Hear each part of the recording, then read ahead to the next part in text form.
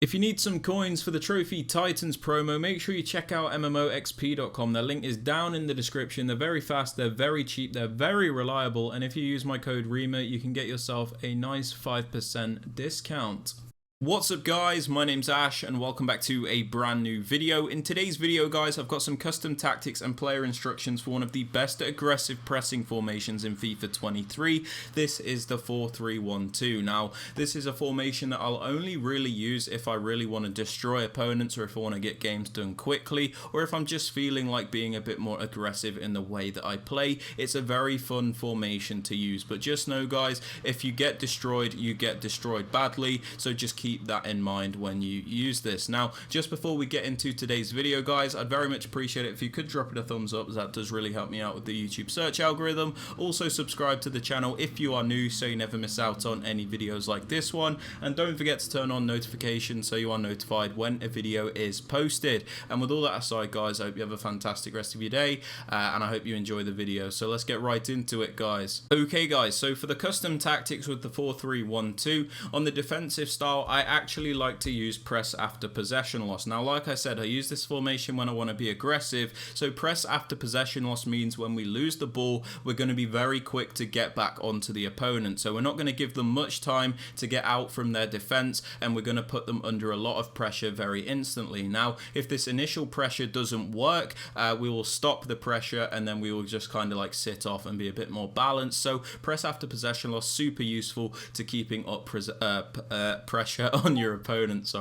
Now moving on to the defensive width guys, I like to use this on 45. This is so we can primarily defend in a more narrow shape, so our team is nice and close together, making the pressure very easy to use, and at the same time, if somebody does try and go down the wing, we're also able to cover those wide areas too. So it is very nice and balanced, and it does really help with the press. Now moving on to the depth guys, I like to use this on 72 with this formation, and the main reason for this is we get that automatic offside trap, so it can be very difficult for your opponent to actually get out. Now the reason this is so effective is because a lot of the time when players are under pressure, they will go for those through balls, and if you're always using like this offside trap, a lot of the time you will catch this opponent out and they're going to really struggle to create anything at all. Having a higher depth also allows to really keep up the pressure on your opponent, and it is just very nice to use. Just be careful though guys, if you are using this and you do get through balled, a lot of the time your opponent will be in through on goal.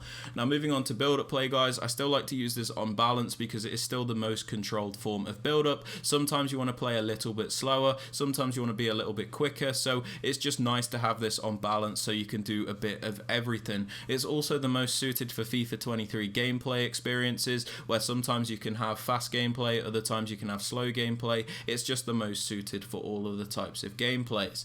Now moving on to chance creation guys, I suggest using direct passing because this will make your attacking players bunch up against the defenders, so you can do those really overpowered isolation plays and really guarantee those goals. You also get that extra passing option when you are in the box as a result, meaning you can sweat across and really guarantee all those goals possible. Now moving on to the attacking width guys, I like to have this on about 47. The reason for this is we keep it at a nice narrow attack, but at the same time our attack isn't like too narrow to the point where our players are just sat on top of each other, and similarly we don't have it really wide because then it makes it a wider formation and not as effective for what we want. So 47, a nice balanced width to use. Now moving on to the players in box, I actually use this on 4 with this formation. Now the reason for this is, although I use this as an aggressive formation, like I said, I like to press with this formation. So if we commit every player into the box here, let's go on 10, and we lose out, our opponent just has a free run at us. But if we have this on something like 4, we keep a lot of players outside the box, so if our opponent does, knock the ball back out of the penalty area, we have a lot of players there ready to pick it up. Similarly, if they try and dribble out of the box, we've also got like a line of players ready to press and regain possession, so it is super effective and super overpowered. As for corners and free kicks, I have these both on 1 because there is a corner kick routine that I use which requires both of these to be on 1. There is a link to that in the top right hand corner of the screen. Now for the players you want to use guys in the 2 striker positions, I suggest going for a balance between the 2, where you have one more creative player on one side and then a more clinical finisher on the other side. This is so we have like a creative create a finisher dynamic, and the variety in attack is much greater than it would be. If you just have two out and out finishers, it kind of just makes you very one-dimensional, which we don't really want in a formation like this. Moving on to the cam guys, we want to use a nice technical player. This is somebody that is nice and agile, so they can work lots of angles, somebody with decent dribbling, passing and shooting ability, and the extra skill moves to really beat a player. It's very important, as this is like the main playmaker in the team. Moving on to the left centre mid, we use a more box-to-box style midfielder. This is somebody that is capable of attacking and defending, so they can do a bit of everything for us. You're going to want somebody with nice, well-rounded stats, and if you can get it, a high work rate is super beneficial, so you get the maximum contribution in attack and defence. But if you can't get the work rates, don't worry too much. Moving on to the middle centre mid, we actually use a more defensive-minded midfielder. This is somebody that is really going to add defensive security for us and really help in our defensive game. So you're going to want somebody with a medium-high work rate if you can get it, and somebody with very good defensive stats, so they're really effective in that middle centre mid role. Moving on to the right centre mid, we use an actual attacker here. This is somebody that is really going to add extra assistance in attack and really going to put the pressure on our opponents. So just use an actual attacker here, like an Mbappe, an Alouara, and a Neymar, any of those types of players. You don't have to worry about making this a centre mid, but you can do if you want to. You can use like a really good attacking centre mid, but just make this player like a nice attacking player, because the purpose is we have a box-to-box player, we have like a defensive player, and then we have like an attacking player. So it's just a nice balanced midfield there. Now moving on to the fullbacks, I like to go for a balance between the two, where I have Roberto Carlos in the left back position, who's a bit more of an attacking minded fullback. This is somebody that is going to be able to go forward and contribute to the attack. And then we've got Cafu on the other side, who's a little bit more defensively solid, but maybe lacks that attacking ability. So we've just got like that nice balanced defense there.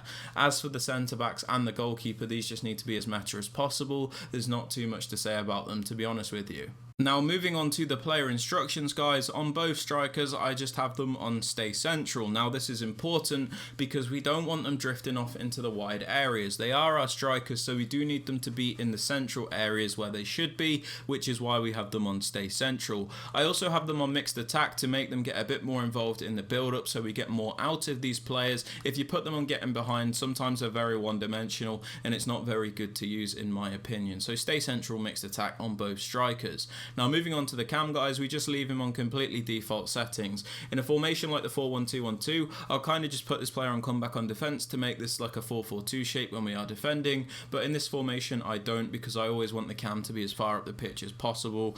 When we are attacking, I don't want him to have to transition from like left mid to the cam role, so we just leave him on default settings so we don't restrict him all that much.